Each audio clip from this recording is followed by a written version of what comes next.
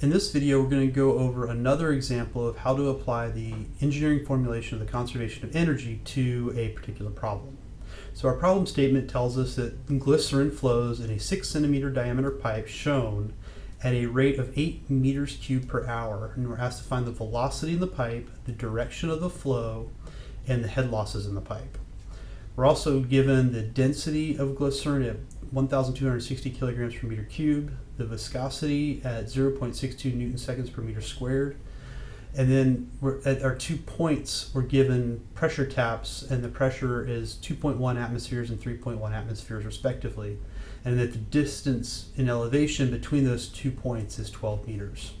Okay, so to start the problem off, we gotta start with part A to solve for V.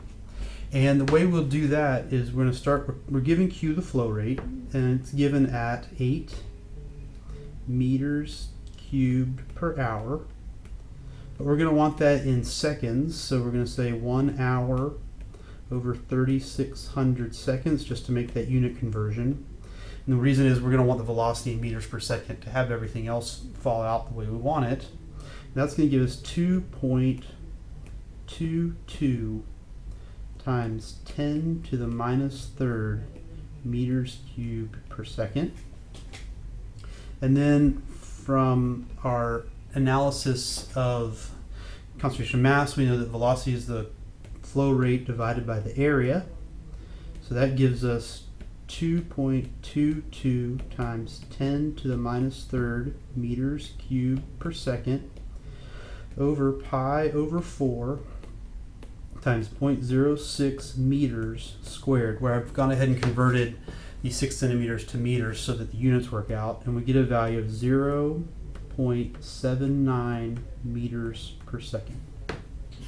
Okay, so that's the answer for part A. Part B is where we're going to have to apply our conservation of energy to figure out which way the flow is going. And to do that, we need to pick our 2 points. So again here, picking the points is really going to make a problem easy or hard on how we do it. And it's, for this problem, it's relatively obvious that we're going to pick point A and point B, or point 1 and point 2, however we want to label them, as the points near our pressure taps, because we have a measurement there that gives us one of the terms in our conservation of energy. So if we say this is point 1 and this is point 2 up here, and we do conservation of energy between those, so this is now starting part B, we're going to assume that the flow is going from left to right. So we're going to assume the flow is going that direction. I'm going to write our conservation of energy between points 1 and 2. So this is part B. And we say Q dot over M dot G plus P1 over gamma plus Z1 plus U1 over G plus alpha V1 squared bar over 2G plus H sub P is equal to H sub T plus P2 over gamma plus Z2 plus alpha V2 bar squared over 2G plus U2 over G plus H sub L.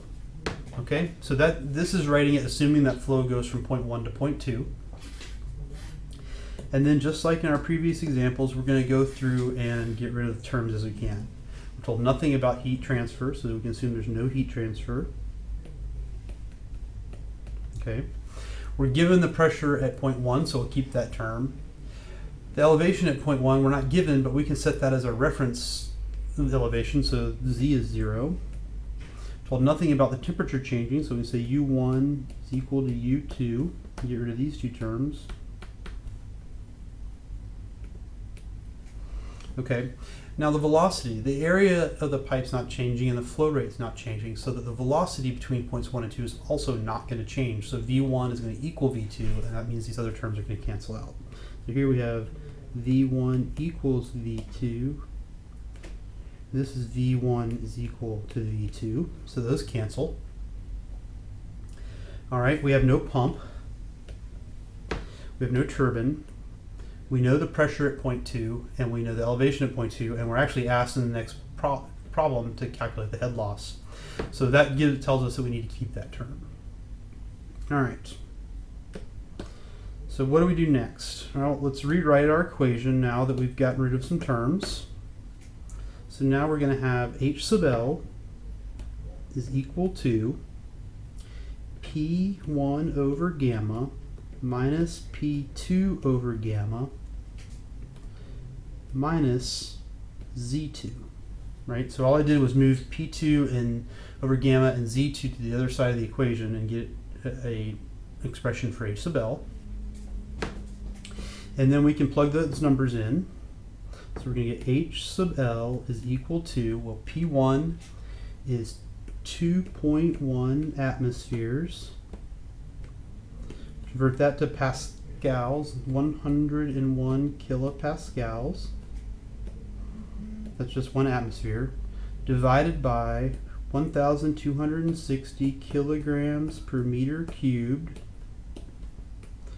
times 9.81 meters per second squared minus, we do the same thing here, we have 3.7 atmospheres times 101 kilopascals times 1260 kilograms per meter cubed times 9.81 meters per second squared minus 12 meters.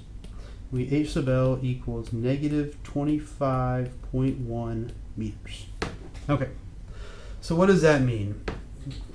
Recall from our definitions that a negative value for the head means we're putting energy into the system, and that which means that friction can't put energy into the system. So what that intuitively means is that we've probably picked the wrong direction of our flow. If we turn this around and said the flow went from right to left, so instead of the assumed direction,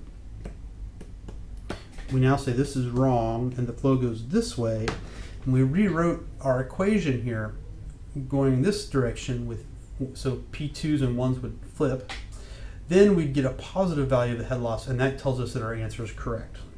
So for part B, our answer is right to left. Okay? And then finally, part C are actually asks to calculate the head loss.